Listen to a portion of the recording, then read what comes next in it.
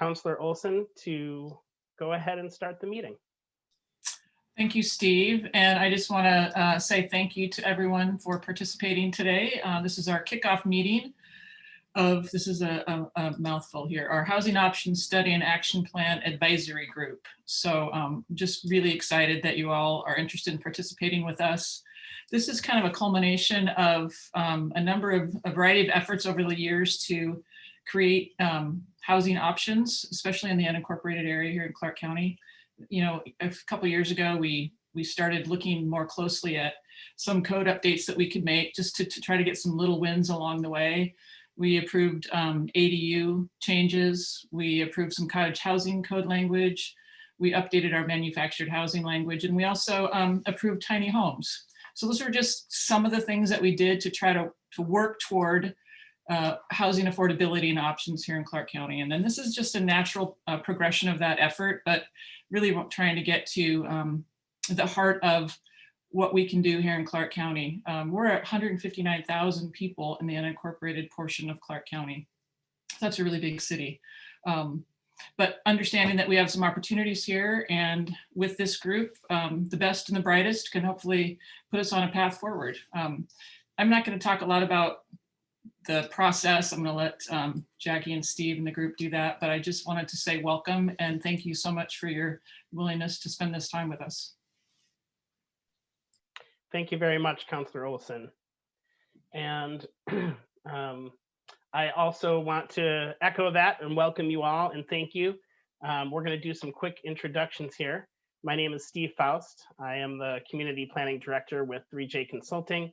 Very happy and pleased to be leading the consulting team for this effort. And with me today is my colleague, Anais. You want to introduce yourself? Hi, everybody. My name is Anais Mate. I am a land use planner and a community engagement specialist, also with 3J Consulting, and I have spoken with some of you on the phone many months ago, and I'm looking forward to continuing our conversations today. Yeah, we're really excited about this group of folks that we're able to bring together here.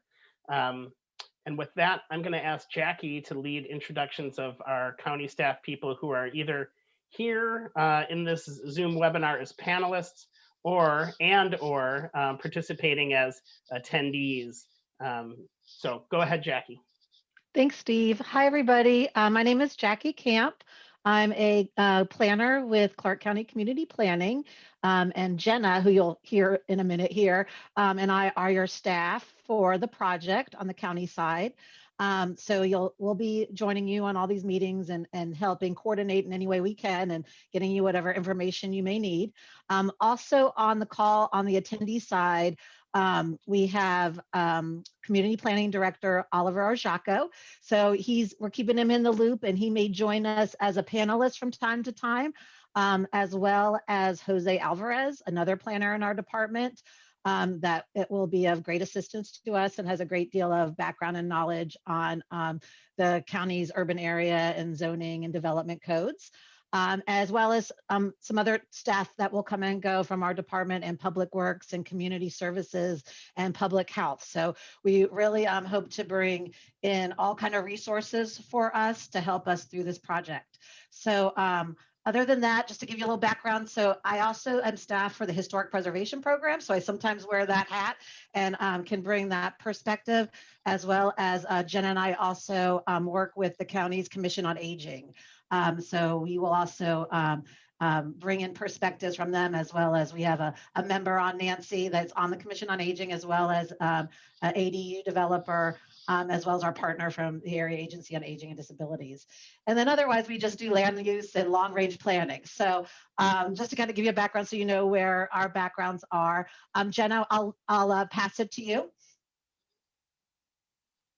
Hi, everyone. As Jackie said, I'm the other community planning planner who will be helping support this project.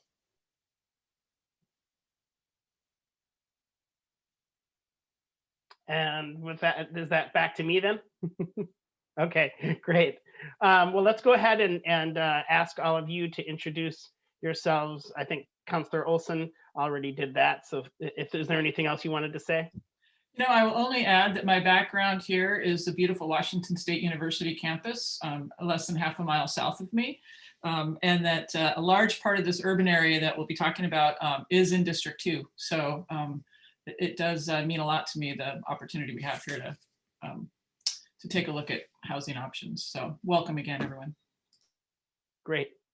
And then I'm just going to go around my screen and say your first name and last if necessary, but and let you introduce yourself and let us know what your affiliation is and anything else you want to share at the outset here. I'm going to start with Mark, if you're ready.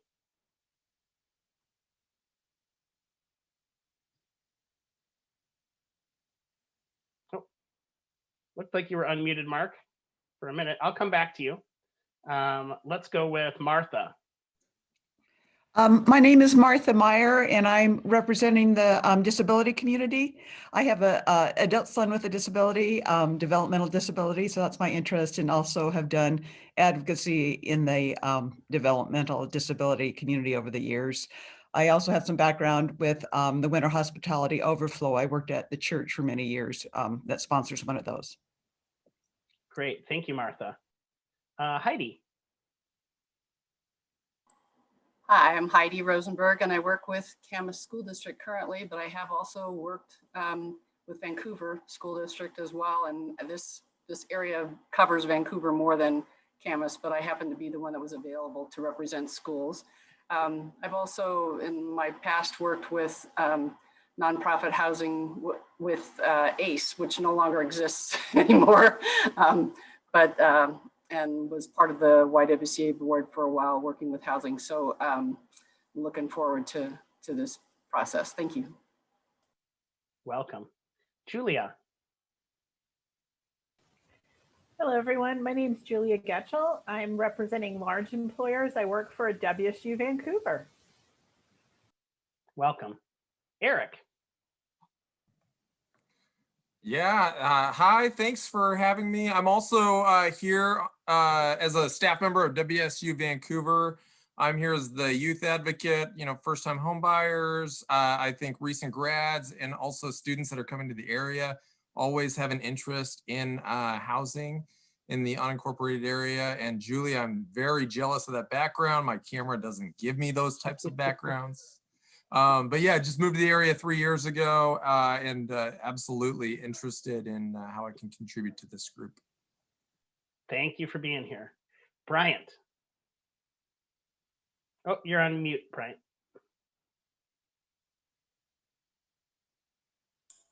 Okay. All right.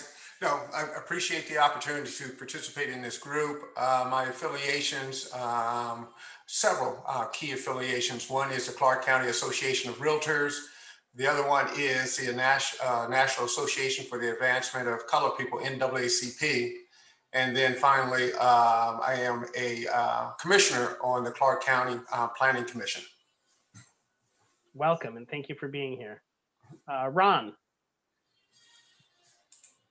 Good afternoon. Thank you. This looks like a really great group with a wonderful opportunity, I think, for us to help chart a little bit of a different course for how things are going. My background is Clark County Planning Commission, and I am also currently on the board of the Vancouver Affordable Housing Network. And I am really interested in this subject matter and hoping that we can really do some tangible things. Thanks. Thank you. And this goes for everyone. Please forgive me if I do not pronounce your name correctly. Next up is Sierk. Did I come close? Sure, you did a great job. You kept it to one syllable, so that's fantastic. So I'm Sierk Brum, and I've worn several different hats in the community, but it's usually been related to either real estate, affordable housing, or homelessness. And currently I'm representing nonprofit developer as Housing Initiative, which is the development arm for the Council for the Homeless. So we develop housing for the chronically homeless folks coming out of homelessness. Great, welcome. Kate. Hi, I'm Kate Budd. I serve as the Executive Director with the Council for the Homeless, working to represent people who are houseless and at risk of losing their housing or in a precarious housing situation. I'm also a member of the Washington Low Income Housing Alliance Board, as well as Leadership Clark County. Welcome. John. I'm catching people by surprise. Hey everyone, I'm John Blum. I'm another real estate representative. I was a past president for the Clark County Association of Realtors, and I'm currently the state treasurer or the treasurer for the Washington Association of Realtors. In my past, I spent a couple of years serving on the planning commission with Ron. So looking forward to have the opportunity to work with him again, and then 4 years on the Clark County Council as well. So like several hats I've worn now and in the past. Great, thank you. Stephen? Oh, you're on mute. There.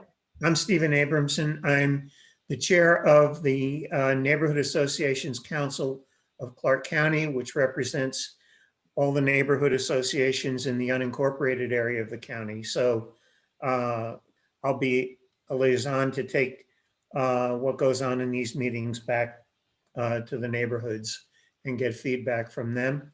I'm also president of the Pleasant Highlands Neighborhood Association. Pleasant Highlands is south and east of the WSU campus, and it's one of the fastest growing neighborhoods in this part of the county. I think the number of households has increased about 60% in the last 3 years. So we're clearly affected by everything that goes on in this group. Thank you, Stephen. Victor. Hello, everyone. I'm Victor. I'm the public housing rep. I'm the development director at the Vancouver Housing Authority. I have background in urban planning and real estate. I'm also on the board of Proud Ground, which provides affordable home ownership opportunities to folks in the region. And just excited to be here. Thanks for being part of this. Christina. Hello, I'm Christina Marneras. I'm with the Area Agency on Aging and Disabilities of Southwest Washington. I'm the Community Services Manager, and as Jackie mentioned earlier, we're strong partners with the Commission on Aging and look forward to working together. Great. Dan? Hi, Steve. Yeah, my name is Dan Whiteley. I'm a local business owner and president of a local nonprofit 501c3 Community Roots Collaborative. We're building the first tiny home community here in Vancouver with the help of some partners here, several on the phone call here. So thanks. That's exciting. Thanks for being here. Next up, I think that's you, Nancy. I don't know your face, but I think that's you. I'm going to change your name while you introduce yourself. Oh, you're on mute. Thank you. I was going to introduce myself as Jackie's twin, but I don't think anyone would believe me. Hi, everyone. My name is Nancy Dong. I am a member of the Clark County's Commission on Aging, as well as an ADU builder designer here serving Clark County and also in Oregon license. And I have a special interest in sustainable building. My interests intersect between sustainable building, affordable housing, aging in place.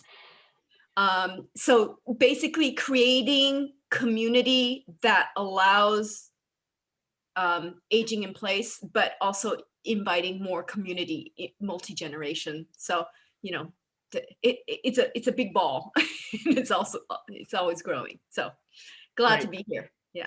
Thank you. And very important to what we'll be talking about throughout this process. Mm-hmm. Phil.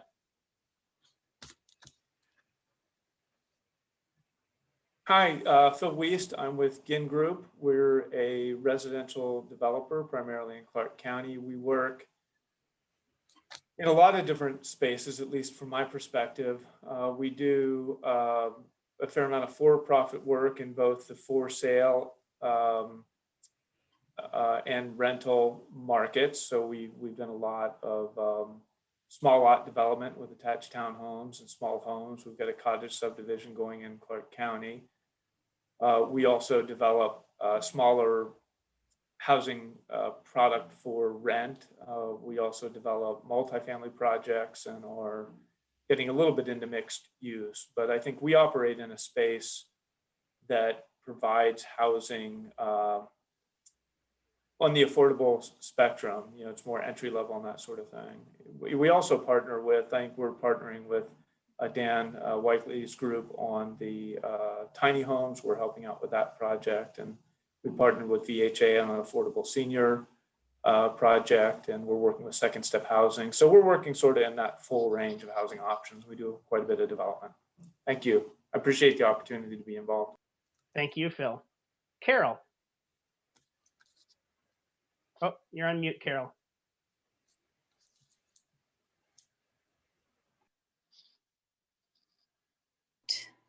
Hi, I'm Carol Collier, and I have a couple of hats that I'm wearing. However, I'm representing the NAACP, the National Association for the Advancement of Colored People here in Vancouver. And I am currently a board member with AAH, the African American Alliance for Home Ownership, that is in Oregon, but reaching out to Southwest Washington as well. And I am currently commissioner for the Vancouver Housing Authority. Welcome, Carol. Thank you for being part of this. Mark, back to you. Sorry, I missed the first call. Got me connected. Just really impressed with what I'm seeing here in terms of the mix of people and the backgrounds and experiences. This is an exciting gathering. Not new to me. I was on the housing, Vancouver Housing, Affordable Housing Task Force a number of years back, and I'm really hopeful that we utilize some of the lessons learned from that, but certainly a whole new journey. My name again, Mark Majora. I'm the executive director of a small nonprofit community development corporation called Americans Building Community. Our whole focus is on neighborhood revitalization in 3 arenas. One around housing affordability, and secondly around food security and food systems, and we weave those two together in terms of very small business development, very local business development. So have had a hand in housing from the beginning. I learned the trade while I was going to college, working for a contractor and making money to go to school. I also teach at Cascadia Tech Academy in the construction tech program, and very involved with youth involvement, engagement in that industry, and working with the Tech Academy and a number of other players like the Building Association to facilitate capacity building for young people in the trades. So in particular, representing both the neighborhood side of things, our agenda is really to build community capacity from a grassroots level, and helping people become part of the solution, but also work with 2 organizations in particular that have a local community effort around housing. The Middle Class Alliance has a housing initiative around affordability, vice chair for that group, and then also for Faith Partners for Housing, which is a coalition of faith groups of all walks coming together to look at how to mobilize the faith community in a more intentional way around building capacity, and I'm vice chair on that group as well. And I have some history with the Commission on Aging. Their first full year initiative was on the housing issue here back in 2016, and was part of the housing committee. That's where I got to know Jackie so well, and just happy to see that the county's moving some things forward. So I've said enough, and thank you for being a part of this, everybody. Thank you, Mark. And last but not least, we've got Brian. Hi, sorry I was a little bit late jumping into the meeting. I'm Brian Snodgrass. I'm a land use planner and long range planning with the city of Vancouver. We actually have been working on a similar effort in the city. It's a little bit slowed down because of the pandemic, but we're in the process of reviving it, looking at ways of implementing some of those recommendations from the Affordable Task Force work that Mark mentioned. And so I've talked to some people in this group, getting some guidance on that, and look forward to the discussion being part of this group for those kind of issues in the unincorporated part of the Vancouver UGA. So happy to be here. I will have to jump off at 4:30 for another meeting today, unfortunately. Okay, well, let's get things rolling then. And before I dive in, I just want to also acknowledge that we do have a number of people in listed as attendees. We can't see them right now since this is a webinar format, but we will provide some time for public comment towards the end of the meeting where people can raise their hand and we'll call on them to hear from them. I also want to acknowledge for everyone, you probably noticed that there's no chat function active for you. We wanted to keep the public record clean here and all in the video. So if at any point you have something to say, you can raise your hand or just unmute yourself and make your comments. So that's the format that we are using. So, I will apologize a bit because we have a very full agenda. As often happens with these initial meetings, we do a lot of presenting and don't have as much time for discussion. So I'll apologize in advance, but we do have some opportunities to hear from you on several topics today. And with that, I'm going to hand it over to Jackie to give us a little bit of a project overview. Thanks, Steve. So I just want to give you a brief overview and a bit of background on how we got to where we are today. So we all know, because everyone's experience here has brought them background in housing, that housing costs are rising in the county, as well as regionally, probably nationally. And rapid economic and population growth has led to significant housing demand and rising rents and prices. While the demand has surged, our housing supply is low. So both rents and home prices have risen even more as that result. A little bit of background: in 2018, as Councilor Olson had mentioned, the council made amendments to the county's development code to allow more flexibility to the development of ADUs and cottage housing, manufactured housing, tiny homes. And as we took stock at the work that had been accomplished to date, the county was interested in finding out what other barriers and opportunities there may be to provide even more housing in the Vancouver unincorporated urban growth area that's attainable to people of a variety of household income. So we know that zoning determines how communities are designed, developed, and built. And the last time the county's urban residential zones were reviewed, analyzed, was with the adoption of the 1994 comprehensive plan. So with the changing market and needs of today's households, the county would like to take a fresh look at that. The Housing Option Study and Action Plan was scoped and approved by the council to look at the county's urban areas jurisdiction. So you can see that here in that map in the gray, with a population just, not as much as Vancouver, city of Vancouver, but pretty close. So it is as it almost functions like a city.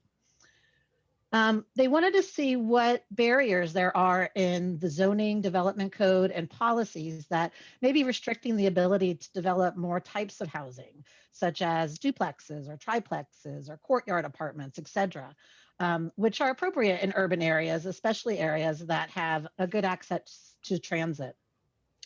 The project includes several tasks and steps that will culminate in a housing option study action plan document that will include all that we learn through this process, along with recommendations that will be presented to the Public Planning Commission and County Council on how the county can encourage the creation of additional housing that is affordable to a variety of household incomes. We began the project last year with hiring the consultant team that's led by 3J and Steve here, who initiated the first phase of the project last spring and summer, holding stakeholder interviews to learn about key housing issues in the project area and to better understand the range of perspectives in the community, which Anise will brief us on in a bit. That process also assisted in recommending to council what interest-based groups should be represented on the project advisory group, which has led you here today. In addition to the data inventory and analysis and policy and code review tasks that will be briefed on about today as well, the project will also include reviewing and learning what other regional jurisdictions have been doing in relation to creating more housing types and the lessons they've learned so that we can work through that and work with that. We will also be taking into consideration recent state housing bills and state guidance that has come out of the state legislature. So within the last couple of years, the state has passed housing legislation encouraging more housing types in the cities and in urban areas of the state. with the goal to increase residential capacity in urban areas that have supportive transportation and utility infrastructure. So due to that legislation, several cities in the county, as Brian mentioned, the city of Vancouver is, but also Battleground, Camas, and Ridgefield are looking at ways to provide additional housing types and opportunities for more housing, affordable housing. So we hope to also stay engaged with the cities on what they're doing and keep you posted on that so that we can coordinate and learn from each other on those housing projects. With that, I'd like to say thank you again for joining us and joining the group. And we look forward to working with you on this important project. Steve, I'll pass it back to you. Thank you, Jackie. We're almost right back on track, so great job. Jackie mentioned a little bit of this, but just a quick overview on our process. We talked to many of you in late spring and early summer of 2020 when we conducted a series of stakeholder interviews and had a survey available as well. And then, like most things, we had some delays due to COVID, and now we're ramping back up again. Excuse me. Starting in late 2020, our team started working on collecting data and analyzing data, which we'll cover briefly today, but get into much more detail at our next meeting. And here we are today with our first project advisory group meeting. We're also have initiated a review of housing policies, zoning, and regulatory review. So that's going on concurrently with our public process right now. And those two topics, the data we've collected and analyzed and the housing policies, zoning, and regulatory review are going to be the topics of the next two meetings of this group in February and March.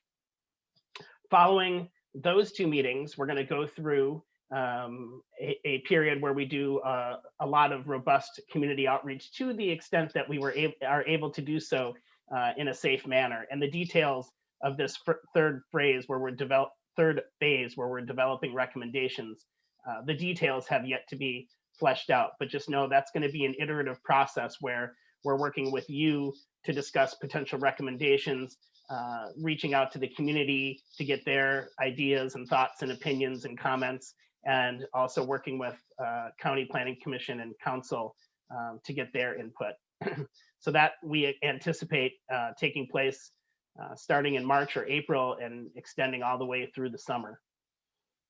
After that period is complete, we'll come back and your work will be done, and we'll be, based on your recommendations, we'll be preparing an action plan and then taking that through the legislative process till we complete the project. Does anyone have any questions about this kind of general graphic schedule here, the general timeline? Okay. Seeing none. One of the items that we included in your packets was a charter for this project advisory group, and I'm just going to go over some of the key aspects of that charter here briefly. The first is the charge for this group, and that is several items. One, to provide a broad and diverse set of perspectives to ensure community support for the Clark County Housing Option Study and Action Plan. Like Councillor Olson said, it's a mouthful. We'll get used to it. Yeah, so we appreciate this great diverse group. I'm really excited about this group. I was saying to Jackie, not only to get into this project, but to learn from you all as we move through the phases of this project. The next charge or responsibility is to help develop recommendations to be finalized in the Clark County Housing Option Study and Action Plan. Third, to advise on and help implement public involvement strategies. We'll talk a little bit about public participation today.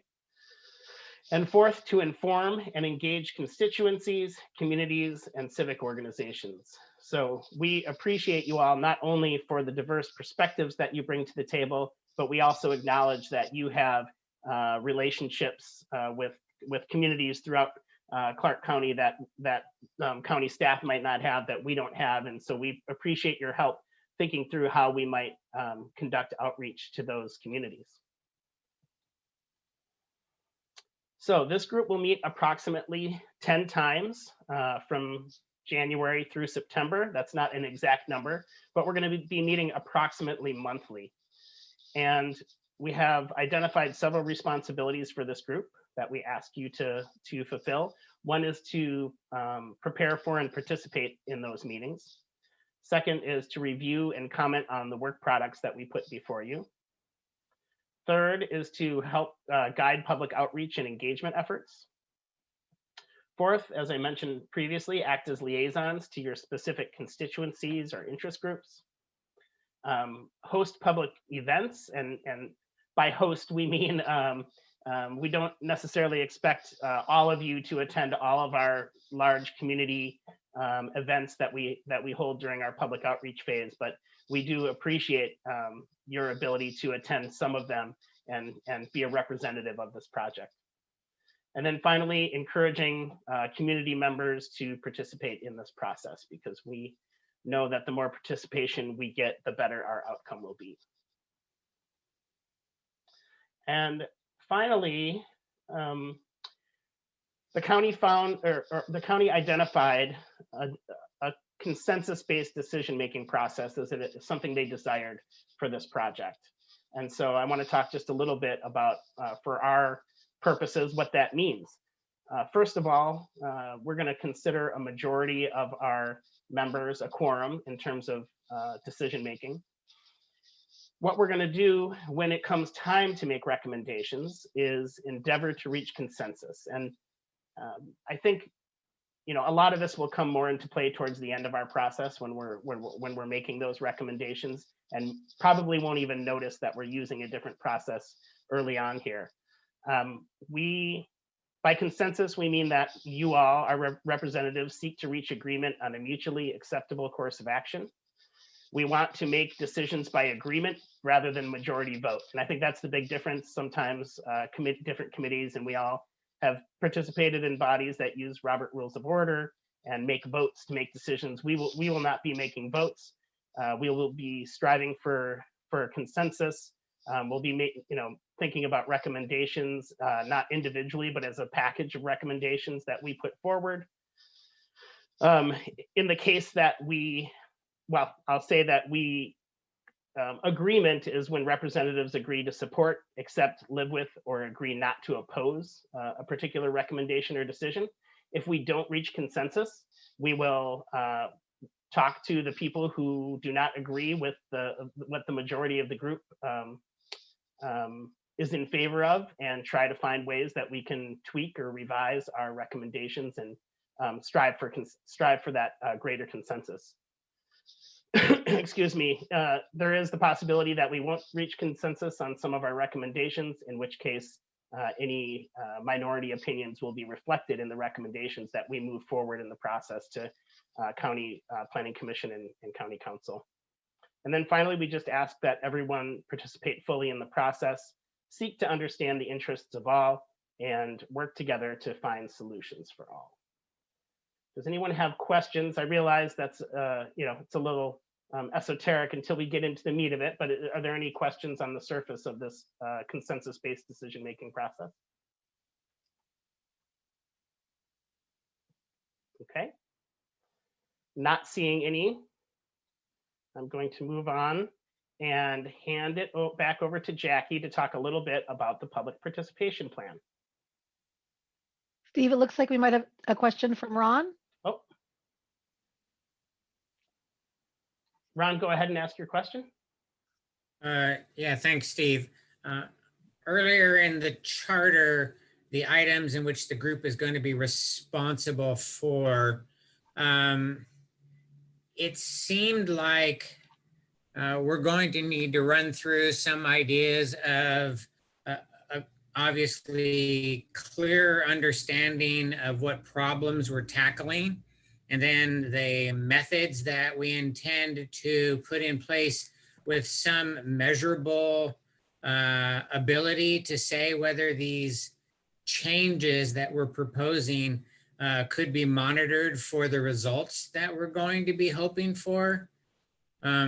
Right now, I didn't see anything in here that showed accountability of the proposals in relationship to the outcome.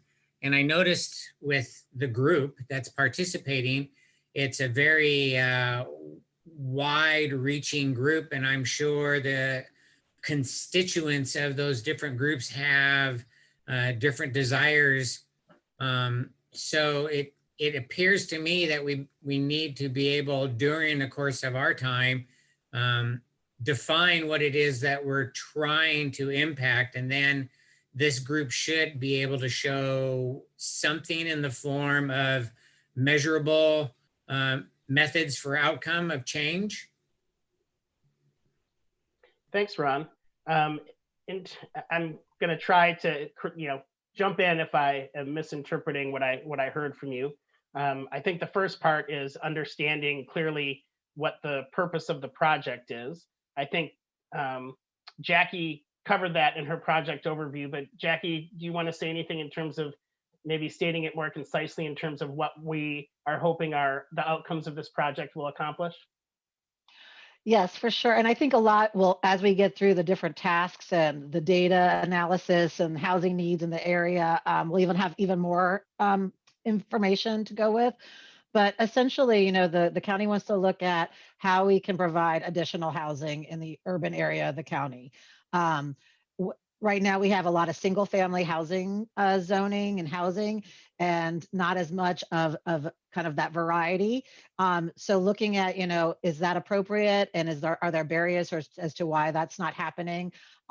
What can we look at that can potentially provide different types that can be affordable to a variety of households? So not everyone's going to be able to afford the single family home, or maybe looking for a different type of housing, type that's not available. So that's kind of the goal of what we're looking for, so that we can provide more affordability and more housing variety in the urban area.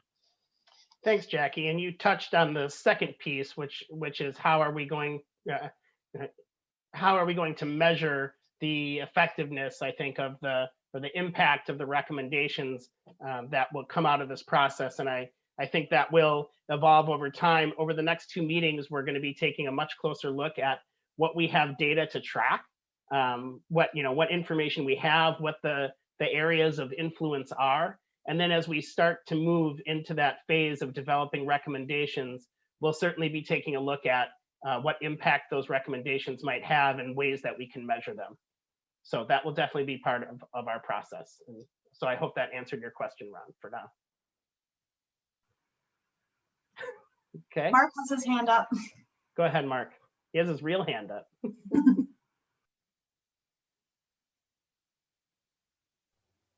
Okay, can you hear me now? Yes. Great. So I just want to reinforce Ron's point, and I think it really is highlighted by the diversity of people you have here. We know this is a very complex issue, and to expect this advisory group to come up with a set of actions and proposals in a short order time is, I think, very unreasonable. So to me, that's in the agenda for the folks that are moving forward with what we come up with. I think the most important point Ron made is we can best come up with a set of metrics that we say these things have to be attended to. These are things that we don't care what sort of strategy or approach you take, but there has to be response to a couple of key metrics. And if we can come up as a collective collaborative here in this community and say, relative to housing and affordability and availability and capacity, we think whatever comes out of here policy-wise, it needs to attend to these metrics, whether or not there's data on it. And I will grant you that some of the complexity here is weaving itself into data that has yet to be generated. So if we as a group, as a community can say, we think these are the most important things to indicate that the county's moving forward, and it serves as a guide for the rest of the municipalities as well as the private sector and nonprofit entities, everybody's working together on these particular measures, and that everything they're doing is relating to that. Then we're going to have an agenda that's going to move the community. So I appreciate Ron's point there. Thank you very much, Mark. And yeah, let's keep that at the top of our minds and know that we will dive further into those topics in our upcoming meetings. But I think thanks both to you, Ron, and Mark, for raising that issue. Any other questions before we move on to our next topic? I am not seeing any. So I'm going to have Jackie talk a little bit about the public participation plan for this project. Okay, great. So the public participation plan is what's going to guide the public engagement process for this project. It's pretty much a communication plan, right? That provides members of the public so they know when to expect, when the engagement opportunities are, when key decision-making processes are going to happen with the Planning Commission and the County Council, as well as, outreach, public engagement events and opportunities to weigh in on the project throughout the project timeline. We know that, with COVID, things are a little bit different in how we can engage county residents. And typically we would, be going out to meet people out in the community. With COVID, we may not be able to do the same ways as we've always done.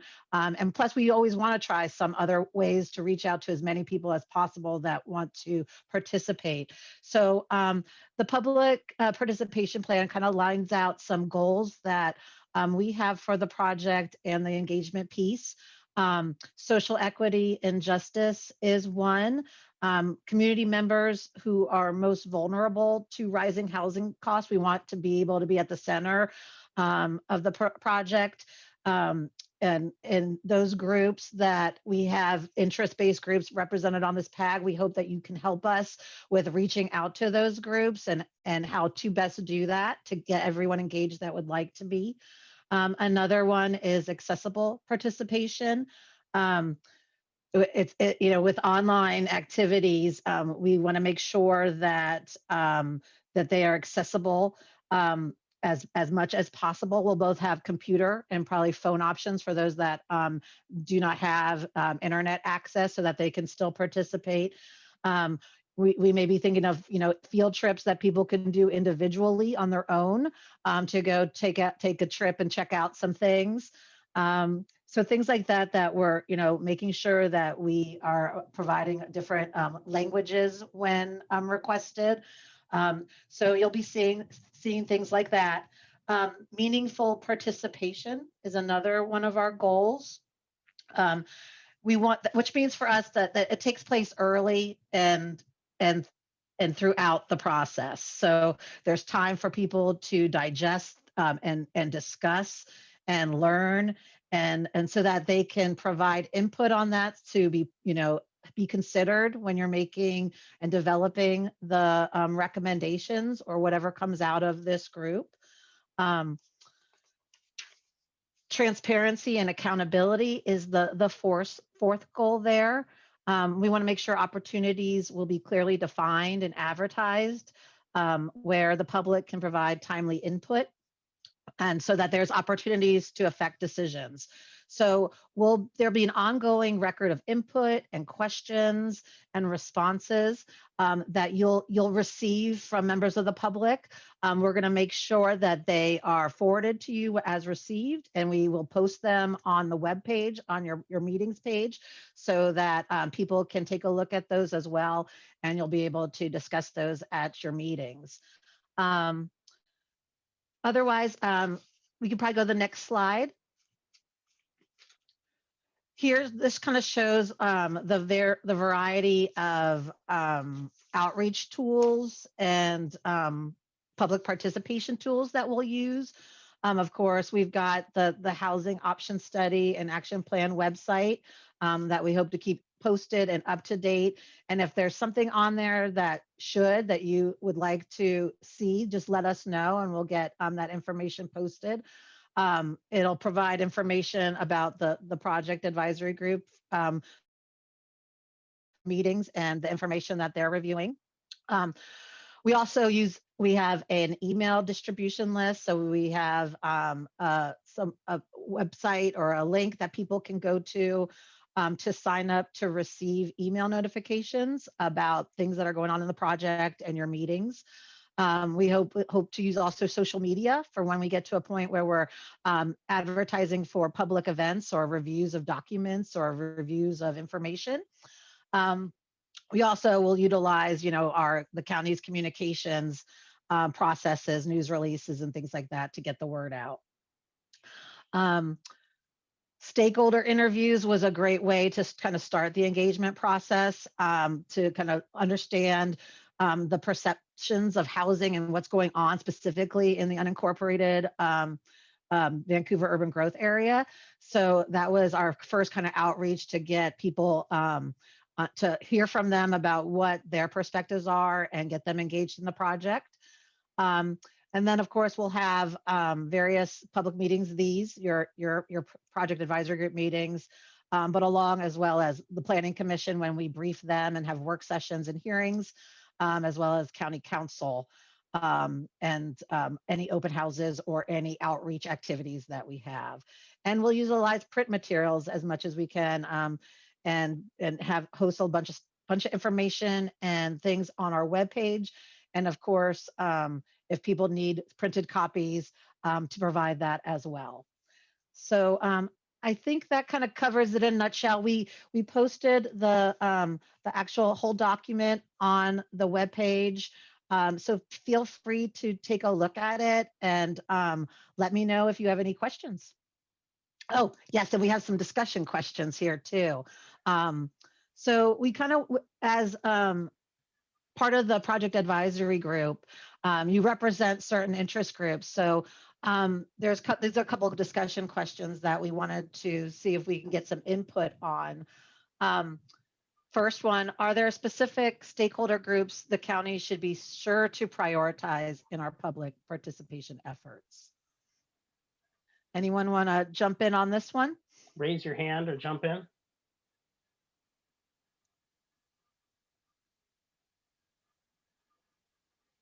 This is Christina, and I just want to say I appreciate that there are multiple options to participate. We're seeing some of those barriers right now with access to vaccine, with it primarily being linked to the internet. So just want to say thank you for making it accessible in a number of different ways. Now, I'll mention this certainly isn't our only time where we can identify, answer either of these two questions, but we wanted to give an opportunity tonight. Let's go ahead with the second question, Jackie. Okay. If there are other tools or activities that we should consider using, we'd love to hear about them. I mean, I think a lot of you all have probably participated or, in some kind of planning exercise in some form. We're always looking at different ways to reach out to people. So if there's any other activities or tools, we'd love to hear suggestions. Nancy. So, I get a lot of information from Nextdoor. I think in the virtual world, nobody's really going, oh, it's snowing outside.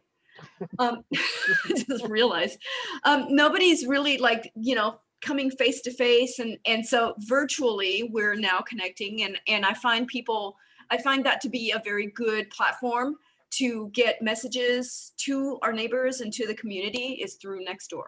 So, and it's free. Thank you.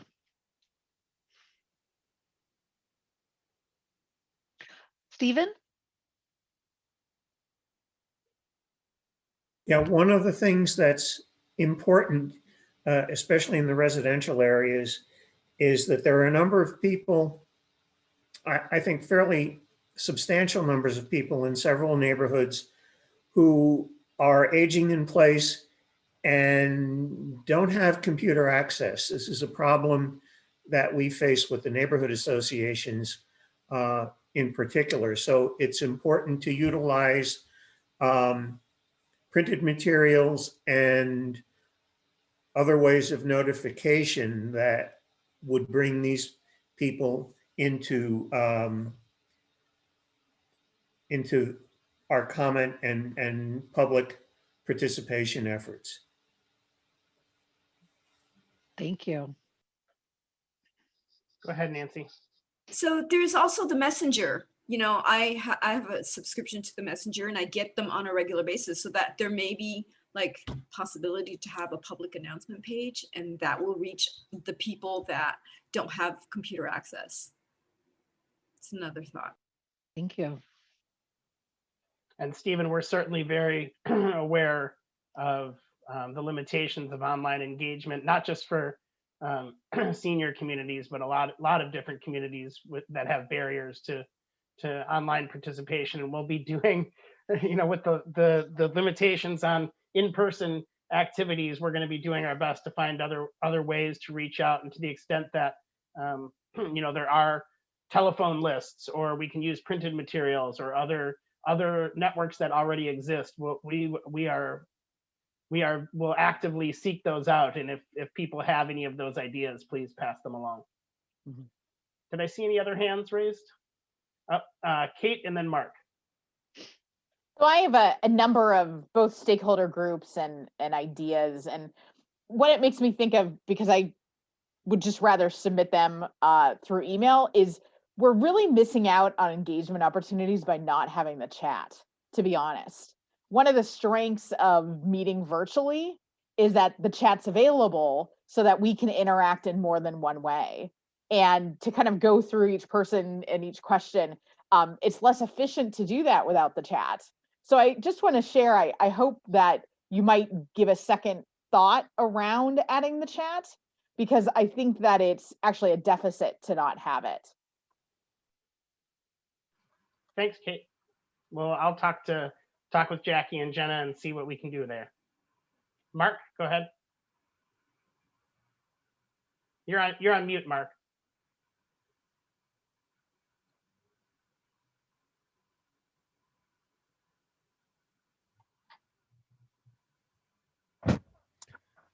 Can you hear me now? Yes. Good. First off, I just want to say on that first point, I think I reinforced a couple of questions about engagement with disadvantaged groups, and any traditional modes are not going to get to the core of that. So we do have some representatives here that can facilitate some of that, but that's a tall order. And I think that's going to be an ongoing exercise. As far as tools and activities, this is a big calling for you guys, Steve, to say, hey, here are all of the critical opportunities and examples of innovative approaches that are being taken to deal with housing availability. And I think there's some opportunities for us to move that forward. So I suggest some connection with the Incremental Development Alliance, and I've been a member of them for about 5 years. It's made up of several thousand individuals across the country that have been dealing with the very issue that this policy advisory group is challenged with. And it would be very easy for folks who really want to go through the learning process in short orders to get onto that list. It's by invitation only. And I've approached the folks about the possibility of folks being engaged with that. So we can talk some more about it, but I'll send out some information, Steve, that you can share with folks, and they can independently do something along those lines should they choose. And I just think it's an excellent resource to look at other jurisdictions across the country that have taken this thing on and doing some very amazing things. Thank you, Mark. And I think anyone who has additional ideas, I think Kate mentioned some, and you too, Mark, and for others, feel free to email those to Jackie, and then we'll gather those ideas together. And as we develop, more specific plans and how we're going to do our outreach and engagement, we'll come back to this group for further discussion. Jackie, did you have anything else? Oh, Martha's got her hand up. Sorry, Jackie. Yeah, thank you. I think this is kind of piggybacking on what Kate said, but yeah, if there's ways that we could communicate with others in this group, it'd be very helpful, because already I think we can make some good connections for the groups we're representing. And I know I have some information on the needs of people with developmental disability in housing. I'm not sure who has that information. So some way that we can get out the information we have and begin to share and make connections would be very helpful. Great. Please send information again Jackie's way, and after this meeting, we'll talk, Jackie and Jenna and Anais and I will talk about ways that we can respond to your requests. Okay. I think that's it for raised hands for the moment. So we're going to move on to our summary of stakeholder interviews. We really appreciated talking to a lot of you earlier in, like I said, the spring and summer of 2020. And Anais is going to take us through some of the process that we undertook and some of the findings from those interviews. Great, thanks, Steve. All right, so next slide. As mentioned, I may have spoken to a handful of you on the line, so hello again. And also, as mentioned, we did a lot of work behind the scenes this past spring. There was quite a bit of work around developing and conducting 3 rounds of stakeholder interviews.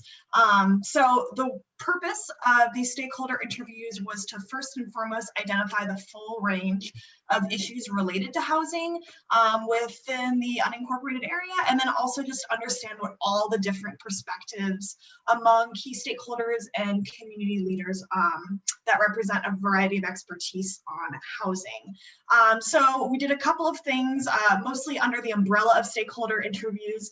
These were video and phone calls, but to support that outreach, we also had an online survey that mirrored the discussion questions in our stakeholder interviews, so they were also available online and disseminated further among the networks of the folks we were speaking to via phone or video.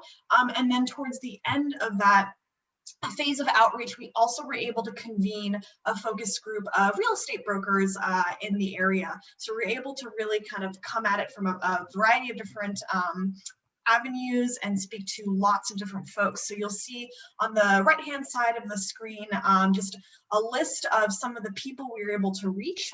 We did kind of an umbrella approach to our interviews where the last question was always, who should we speak to next?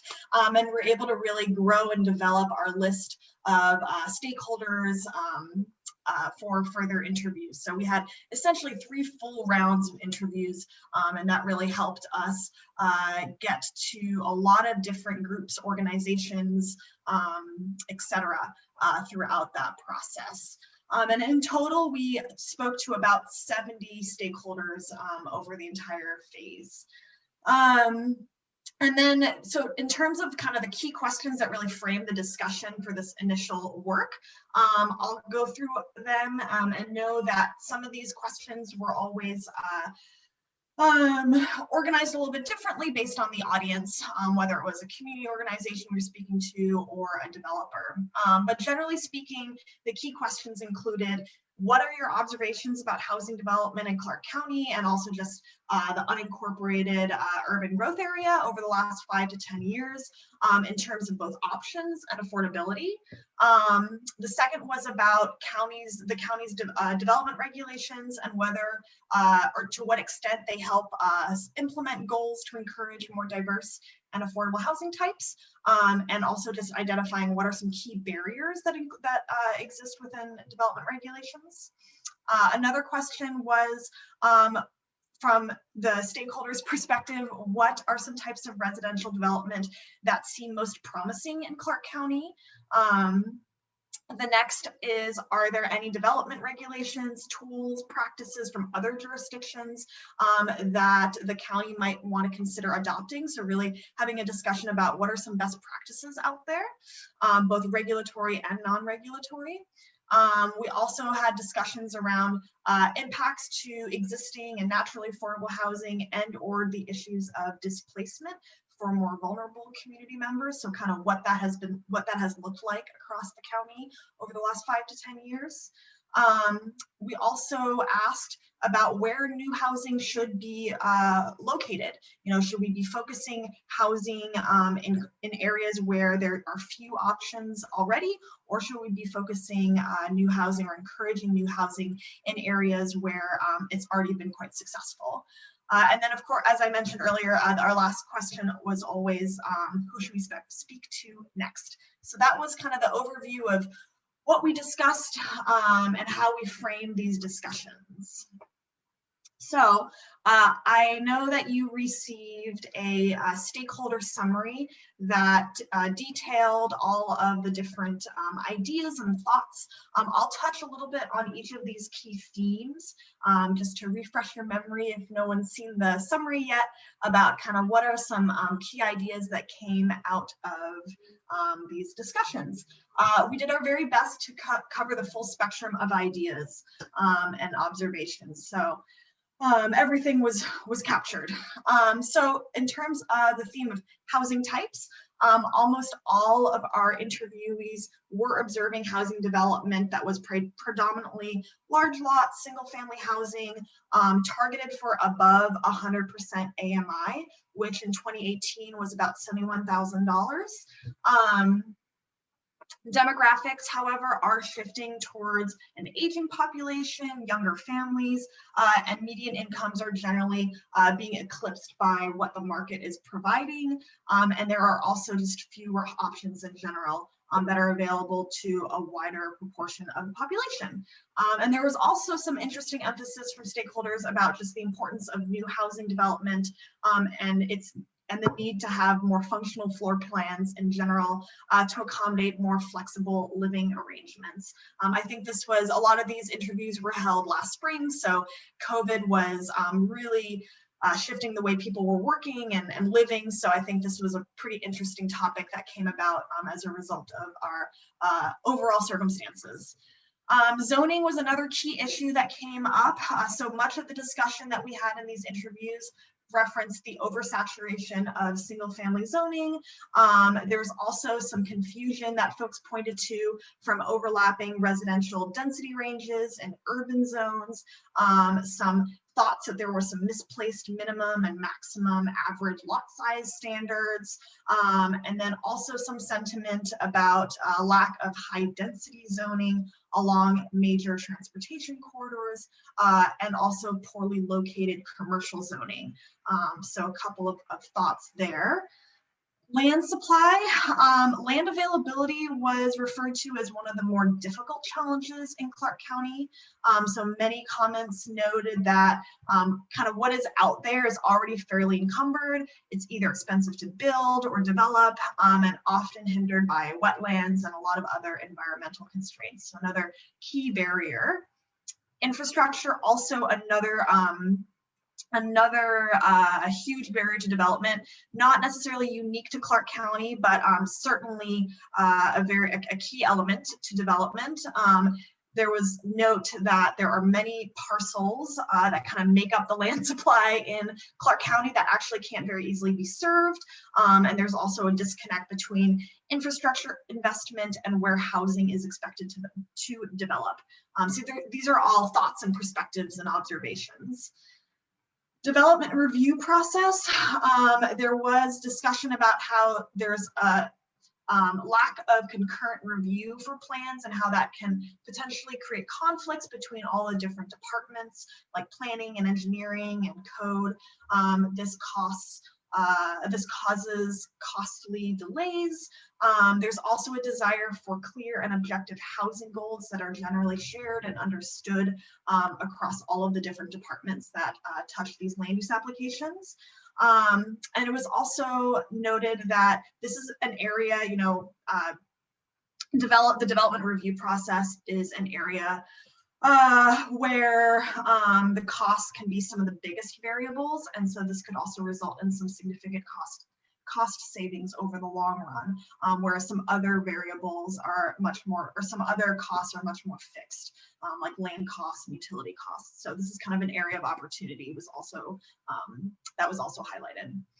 The fee structure was, some folks thought that the fee structure in Clark County was some of the highest in the state, and that there was also kind of an inappropriate scaling happening to the development footprint. So fees were often loaded onto a development footprint that wasn't necessarily right-sized to that fee. So there was some discussion about that. Design standards, there is generally a desire to develop a better urban design framework for developers. Others felt that the design standards were fine, but just generally needed to be more carefully balanced so that wouldn't detract from any project outcome. Location criteria for new housing. So generally speaking, new housing, key elements for new housing really were, or key locational elements for new housing included public transit, included schools, grocery stores. Some interviewees really suggested that denser areas were where more housing needed to be built, just in terms of being able to take advantage of existing amenities. Others kind of cautioned against the risk of pushback from communities in more older established neighborhoods, denser neighborhoods. And many also dissuaded against the development of higher density housing in only one area, preferring lighter infill and pocket development to kind of mitigate some enclaves and also promote diversity of housing types and income groups across across a variety of different neighborhoods. Parking. So generally, there was a desire to overall, in housing development, to be able to push better transportation options and access to transit. But most stakeholders definitely felt that most neighborhoods still remain very auto-centric, even with increases in density. And parking has always been quite an issue when it comes to increasing some housing options in neighborhoods. Affordable housing or affordable housing incentives. Generally, there was a thought that there are very few regulatory incentives in Clark County to build affordable units, which is obviously quite important to more mission-driven developers, and that would open up land that would otherwise be unaffordable to build. There are a variety of tools that folks mentioned as kind of interesting affordable housing incentives. This includes density bonuses, transfer of development rights, land banking models, also ideas around inclusionary zoning as well. Public perception of non-traditional housing types. Generally, we were in discussion with folks that said that community perception has shifted towards more acute anti-density push across the region, and there was feeling that was very much the sentiment regionally. Displacement concerns. So some folks felt that although rising costs are consistently emphasized in these discussions, some viewed that displacement wasn't a significant challenge for the county. Much of the development that was occurring or had been observed as occurring was seemed to be either greenfield development, some minimal remodeling of single-family homes, though some folks really felt that redevelopment trends generally were not prevalent enough to be creating displacement just yet. Others also thought, though, that there was significant loss of units from rehabbing practices and then reselling at higher prices. Others felt that there's advantages to removing more substandard housings or substandard housing, while others also thought that generally this meant there was a loss of supply of low-income housing. And then another option or another comment that came up quite a bit was the importance of manufactured home parks as one of the largest sources of housing that's affordable to lower income folks, yet also the most vulnerable to redevelopment and in need of the most protection in zoning and code. So that was just a brief overview of what is already outlined in your stakeholder interview summary that was in the packets that were sent out. But happy to answer any questions or go back over anything. Thanks, Annie. And we realized that was a lot in one fell swoop. A lot of findings from a lot of interviews. There's certainly a lot more in that document to peruse. Annie's can answer questions that you might have for clarification or other questions. We're also hearing from you, or are interested in hearing from you. Are the themes that and the perspectives that Annie's presented consistent with what you find is going on with housing in these areas today? And is there anything that we missed? So what are your observations, and is there anything that we missed that we should other perspectives or other issues we should be aware of? I'm going to start just in the order of my screen. I'm going to start with Kate. I appreciate the point that was made regarding mobile homes, and also want to make sure that RV parks are on our radar too. Just like was mentioned, many people with lower incomes live in RV parks, and that is the extent of shelter that they have and can afford. And so making sure that we're preserving those and also looking to create more, particularly for RVs that are 10 years or older, those options just don't exist here in the community, and it's a housing need. Thank you, Kate. Next up is Mark.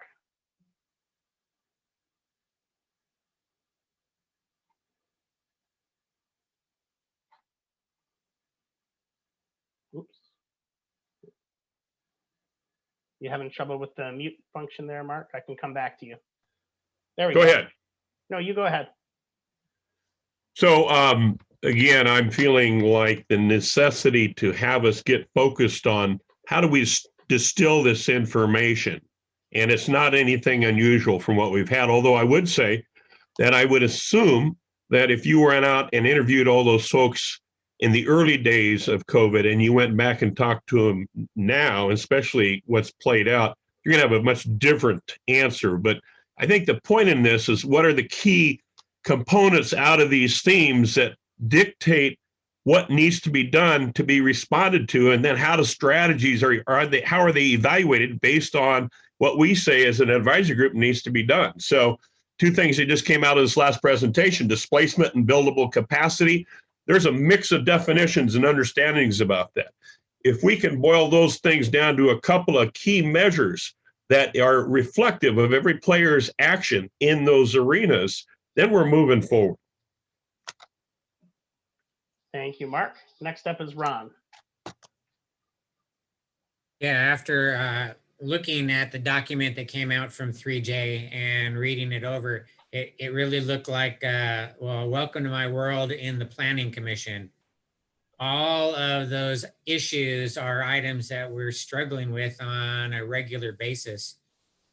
Part of, I think, what we have to be clear about is in this wide situation of stakeholders is some of those changes are going to benefit one group at the expense of a different group.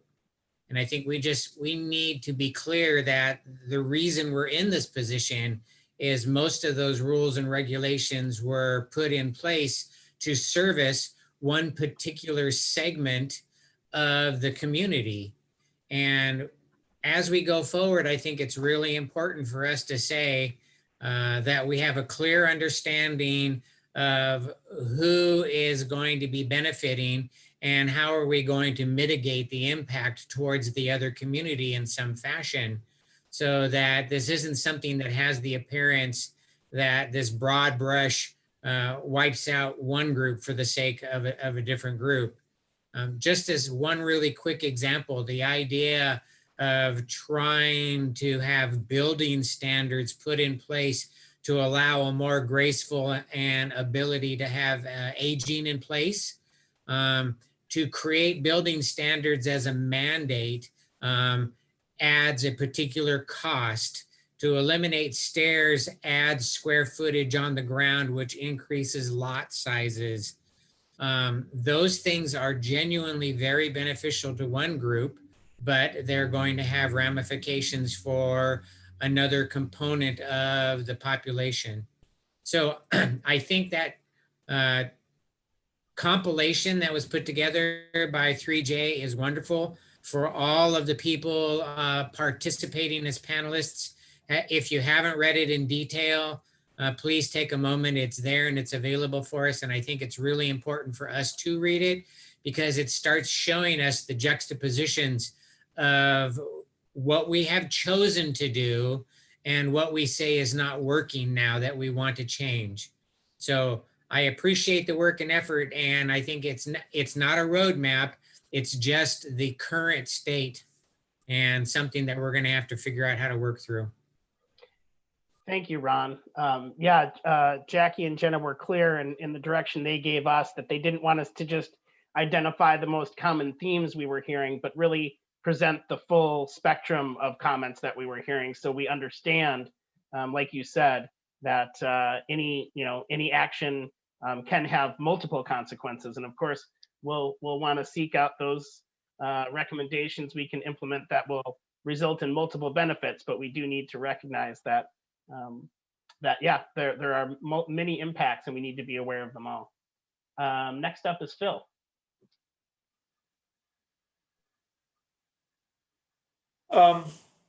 So I want to comment what some of the other panel members had to share, but what I was thinking is that the range of issues, the themes that have been identified present really a very broad range of issues. And some of them are pretty complex public policy issues. I mean, pretty darn complex. We're not going to solve them in 5 or 6 months.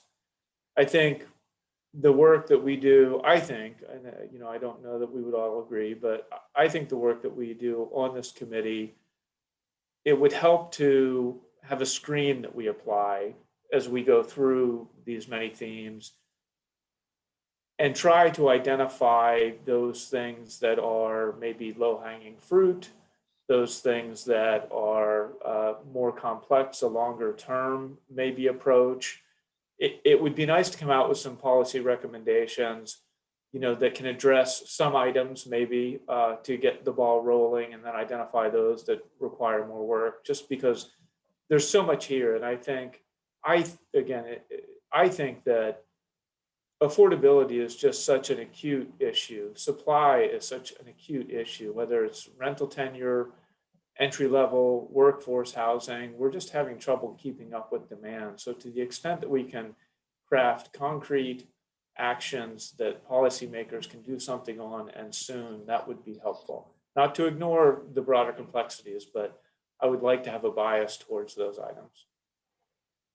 Thank you, Phil. And we'll continue to work with you as we move forward to identify, ways that we can categorize these different, I'm sure there's a number of ways we could categorize our recommendations. One of them being, like you said, what's the low-hanging fruit versus the ones that might be a lot more long-term and more complex in their nature. Eric.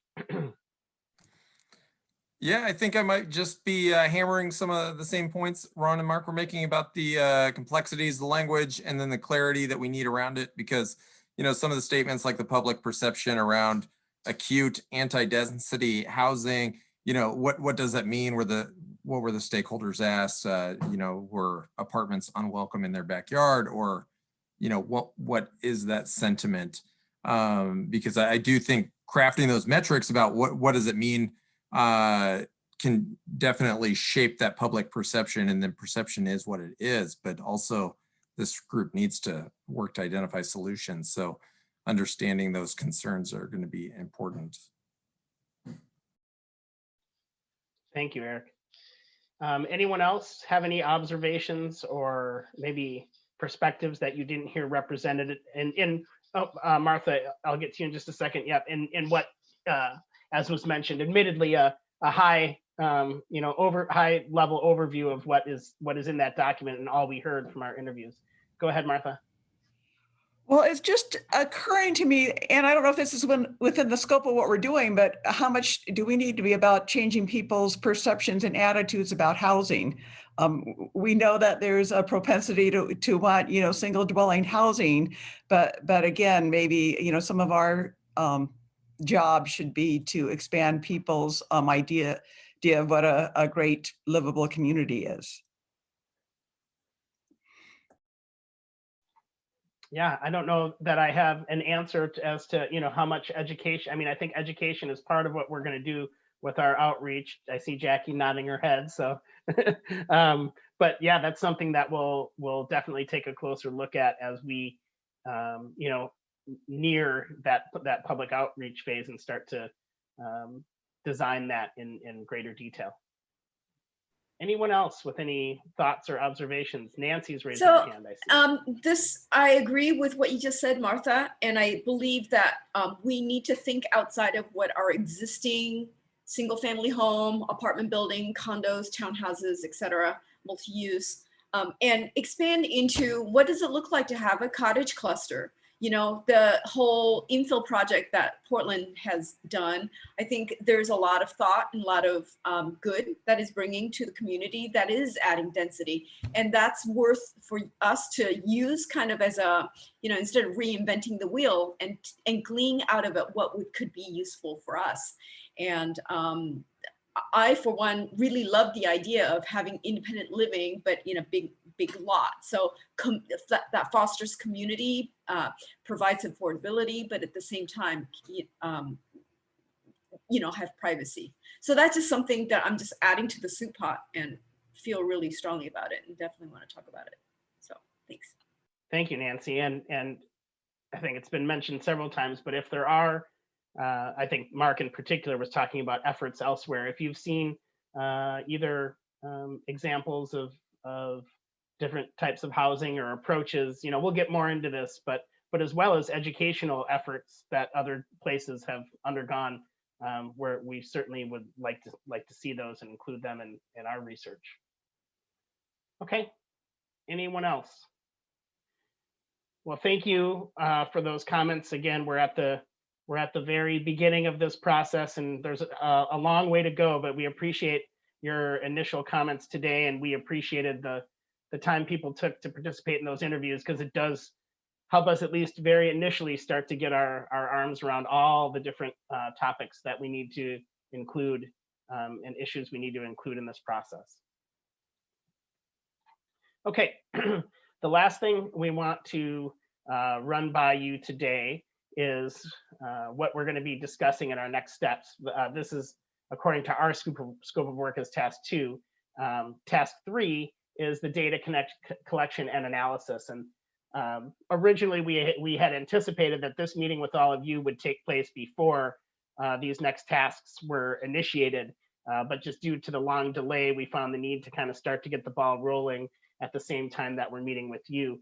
And what we want to hear from you today, I'm just going to talk about what these data collection efforts entail and see if you have any quick thoughts or observations that you want to share that we can incorporate into the work in the next couple of months.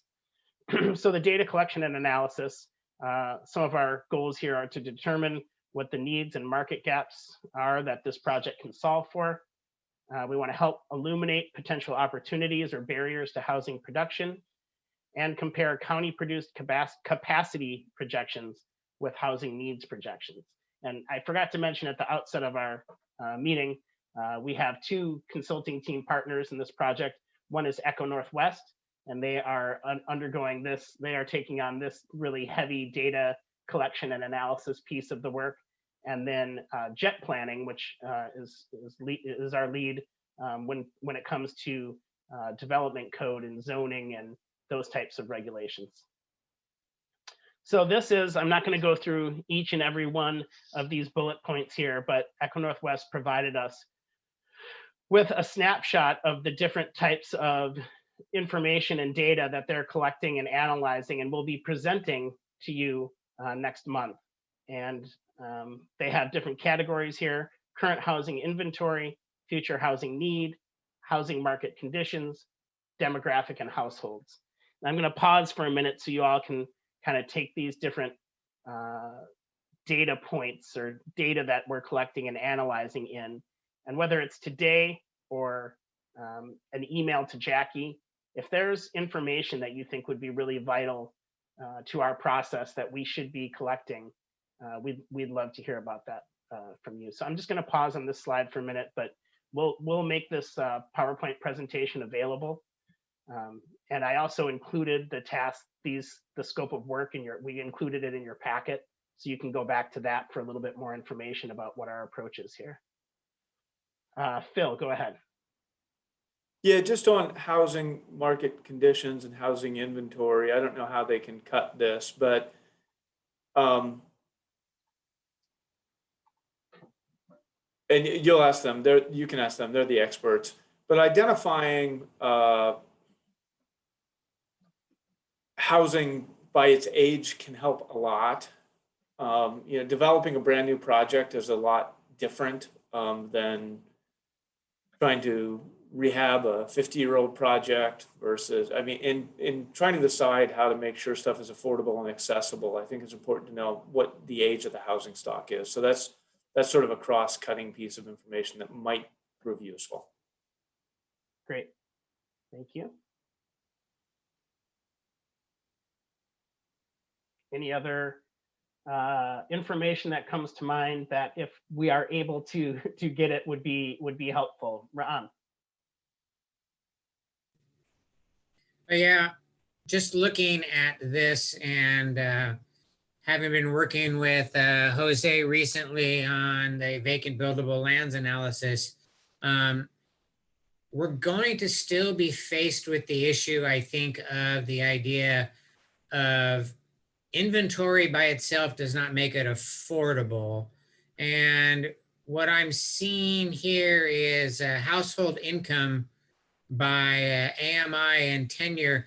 We're going to possibly need to be able to cross-reference that somehow into the forecast, because, you know, I could say that we've got enough individual single family lots and multifamily zoning that would already be able to say that by regulation, we're covering the ground. But knowing the constituency of the group and who is here representing, I can clearly say that we're building capacity and inventory for people that haven't even moved into the county yet. We're not doing anything for the people that are here and missing the targets on household incomes. So as we cut through this, I think it's going to be really important for us to have an understanding of, is our population and housing forecasting covering the ground for the constituency that's already here, and we're talking about trying to work through the process. We just don't know right now. The houses that get built, they get snatched up immediately, but we don't know basically from what constituency they're coming from. We know there's a lot of people that are not getting served. Thanks. Thank you. And Jackie or Jenna, if you feel free to chime in if at any point there's any thoughts about, I know the inventory is happening kind of parallel or a little ahead of this process. So if there's any relevant information, please don't hesitate to chime in.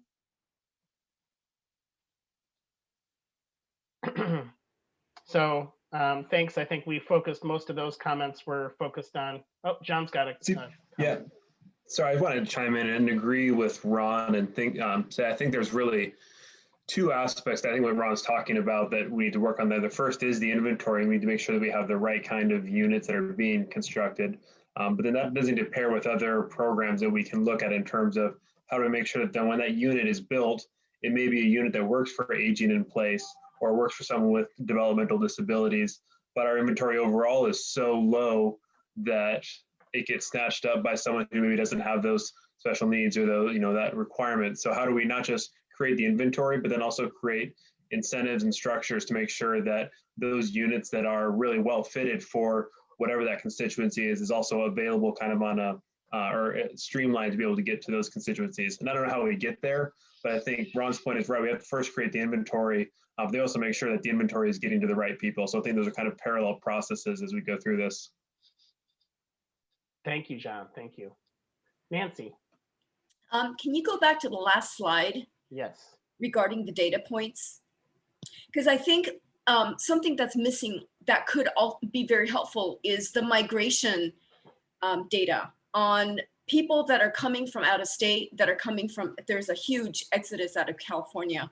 And a lot of them, I know, I'm a Californian transplant. So they're coming in with their suitcases full of cash and buying up properties. So the people who are here who may not have the high-tech salaries are edged out of the housing market. So it would be interesting to kind of chart a graph and see and just notice how that affects our housing availability and pricing. Great. Anyone else have any thoughts or comments on this task, this data analysis task? Okay, this is great. Going to move on to the task 4, which is that looking at housing policies, zoning, and regulations. So I mentioned our partner, Jet Planning. We'll begin with an audit, an analysis of existing policies so we can understand what the opportunities and barriers are to housing development. This includes a pro forma to test regulatory impacts. Second, we're going to be doing a state housing legislation overview, looking at how recent housing legislation informs those opportunities in Clark County. And then some case studies, looking at lessons from 3 similar jurisdictions about regulatory specifics and process and public messaging to support similar efforts and similar housing code updates that have been undertaken in other locales. The scope of this audit that we mentioned is going to be the comprehensive plan and long-range planning policies, the zoning code, zoning map, and land availability. It's going to be descriptive in terms of understanding the existing universe of plans, policies, and regulations that affect housing development, and evaluative in terms of understanding the impacts that those plans, policies, and regulations have relative to desired housing outcomes. So I think that loops back to some of the things that Ron and Mark have mentioned earlier in our meeting. And then finally, the pro forma will be evaluating whether certain housing types are financially feasible under current zoning standards. So some feasibility testing there. And it looks like Mark has his hand up already, but similar questions to before, based on this brief description. And if you had a chance to read what was in the packet, do you recommend any modifications to this task, to the scope of work, any observations, and is there any other information we should be looking at from this policy regulatory review perspective? Go ahead, Mark.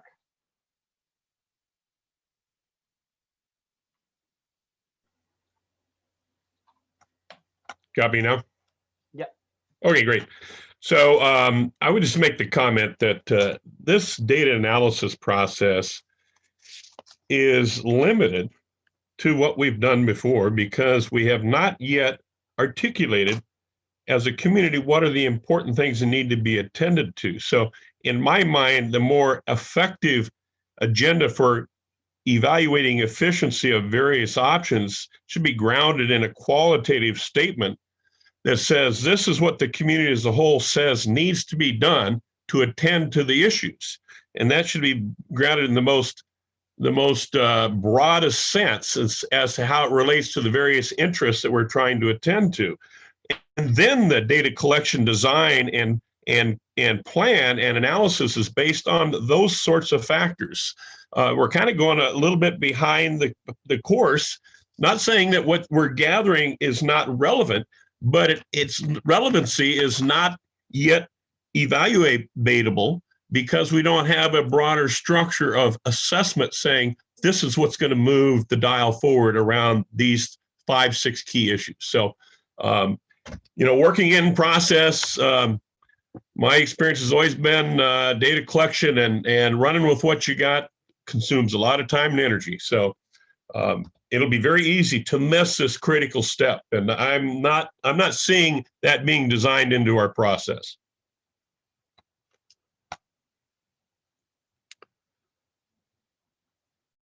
Now I'm on mute. Thank you, Mark. I understand what you're saying. I understand what you're saying there. Yep, our data collection process is underway, but definitely noting your comments there and that you've made throughout. And there's a lot of fodder for Jackie and Jenna and Anais and I to discuss in terms of tweaking the design of this process potentially as we move forward. Other thoughts on from a policy or regulatory perspective of information that you want to make sure you have that's going to help you make decisions, be informed as we go forward? Go ahead, Victor. Yeah, I just wanted to say that I'm glad that you're including the pro forma analysis because I think oftentimes folks pass policy decisions without actually taking a project through and not realizing that they had negative impacts. And actually, for an affordable housing developer, like these are really great design things that you want, but you've just made a project not really feasible for an affordable housing developer. So I think I'm glad that will help guide the conversation. Great, thank you. Yeah, a key piece of the information that we'll be gathering. Anyone else? Okay. Oh, I see Phil's got his hand up.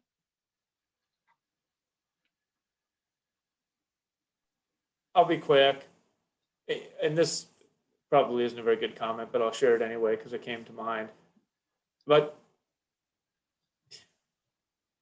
we're auditing what we have out there in terms of policies and plans and everything else. I guess, is there a document, is there a statement anywhere that's guiding us? Is there something that tells us what the community that we want to live in looks like? Is there a vision document here that we've got as a background piece? Jackie? Yes, so I mean, our vision or the counties would be the comprehensive plan, right? And so we do have policy statements and in the housing element and land use, as well as the community framework plan. And so maybe Jackie, I know those will be included in the work that JET planning does, but maybe we could, because we've been hearing this a lot throughout this meeting, maybe those are something we can pull into our next meeting, kind of at the top of that meeting to share so that everyone kind of has that reference point and framework as we dive into the data and the regulatory review, et cetera. Definitely. Martha? Well, I'm looking at this again from the developmental disability lens, and I'm not sure if this fits into this task or maybe another one, but I'm thinking about, I know that for DD housing, there are a variety of incentives or housing trust fund money or section, I think it's 811, there's a special housing authority fund that may not be well known. And I'm sure that's true of maybe other targeted housing. And I don't know where information about that gets put into the process. I mean, there may be funding and incentives out there we don't know about that would make some of these things possible. Thank you, Martha. I'm pretty sure that incentives are one of the pieces of the Echo Northwest data collection analysis, but if for some reason that's missing, we'll make sure that that's included. Thank you. Okay. I'm going to go ahead and move to our next agenda item, which is public comment. I'm going to try to get my screen in order here and ask if any of our attendees, we had 15, we're down to 7, so it's a long meeting. If any of our attendees are interested in providing public comment, please use the raise hand function and we'll go ahead and call on you.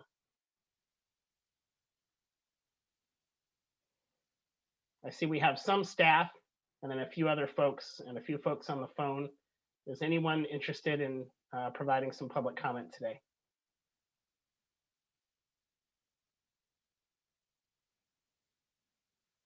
Okay, I am not seeing any hands raised. I'll wait just another 20 seconds and see if anyone wants to speak.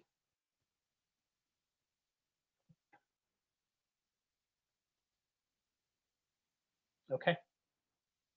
Okay. I will go past our process slide here, get down to next steps, and then we can adjourn maybe a little bit early tonight so people can get home. Hopefully the driving conditions for those who have to drive aren't too challenging. So I mentioned that we are going to be meeting pretty much monthly over the next 9 or 10 months. Can't remember the exact number. I think the place we want to start is this day, generally speaking, does this day and time work for people? So we are in the 4th Tuesday of the month from 3 to 5 p.m. I know we had at least one person express some challenges with the standing planning commission meeting. And so we could potentially tweak the time, but a little bit. But I guess generally speaking, is there anyone who has a standing conflict or this time generally will not work for? I think I was the one with the conflict and I got it resolved, Steve. So I'm all right with this time. Thank you, Eric. We really appreciate that. It's hard to get a group of this size, find a time that works for everyone. So if there's no one with any objections, then we'll kind of stick with this day of the month and time going forward. So that means that we'll be meeting Tuesday, February 23rd. If I got that right in my notes, I'm going to double check just to make sure. Yep, Tuesday, February 23rd from 3 to 5 p.m. We will have our team members, Echo Northwest, presenting the findings and the results of their data collection and analysis at that meeting, and we'll, as we will strive to do throughout this process, send information out to you ahead of time. So we look forward to a robust conversation there. And looking ahead to March 23rd, 3 to 5 p.m. again, Jet Planning will be joining us to talk about the audit of housing policies, zoning, and regulatory review. We also, I think in March, begin after that, well, I don't know how the date falls with that March meeting, but we begin doing our briefings with County Planning Commission and County Council. And really after that March meeting, I anticipate that part of that March meeting, if we have time, is going to be some initial discussions and more information for you to help us as we design in more detail our public participation efforts, our community engagement, our community events, our many different methods of engaging the broader community in this conversation. Any questions about next steps? All right, Jackie, anything that you want to add? Ron had his hand up. Sorry, Ron, go ahead. Oh, yes, thank you. I just wanted to point out for those that haven't been through all the material, Jackie has put in some material on previous initiatives. And the mention that Mark said that there was something, Affordable Housing Task Force report. I think we should get that into the record and people should take a look at that also. You know, realistically, we're going to be covering ground that's been covered in previous eras, and the economics has changed, the social implications have changed. But there's a lot that I think has already been done that we should at least be aware of so that we can put it into our portfolios and say it makes sense, or I understand why it doesn't make sense going forward. So I would really appreciate that. And then please just let everybody know that whenever we have an update to available material for review, the people can get pinged and do their homework before we come to the meeting. That's always a lot helpful than having to go through everything line by line. Appreciate it. You bet. Yes, we will strive to get you timely information and be continually giving you updates as they are available. Jackie, is there anything else that you wanted to cover this evening? No, I don't think so. I just wanted to let everyone know that this presentation is now posted as well to the meetings page. And as we mentioned before, if we do receive any comments or suggestions or email correspondence from members of the public, we'll forward them to you by email and then also post them. And just feel free to reach out and let us know if something comes to mind that you think of after this meeting, and we'll try to work on that information for you. Thank you all so much. You gave us a lot to think about, a lot to consider already in this very first meeting. So we appreciate that, and we'll strive to come back with some answers to your questions and new thoughts about where we're heading going forward in response to your comments. So thank you. And Annie has just pointed out to me that March 23rd is during spring break. So maybe at our February meeting, we'll see if that's still a viable date or if we need to modify. But with that, thank you all for your time. Safe travels home if that applies to you. And we'll be in touch in the coming weeks in preparation for that next meeting on February 23rd. Have a great evening. Thank you, everybody.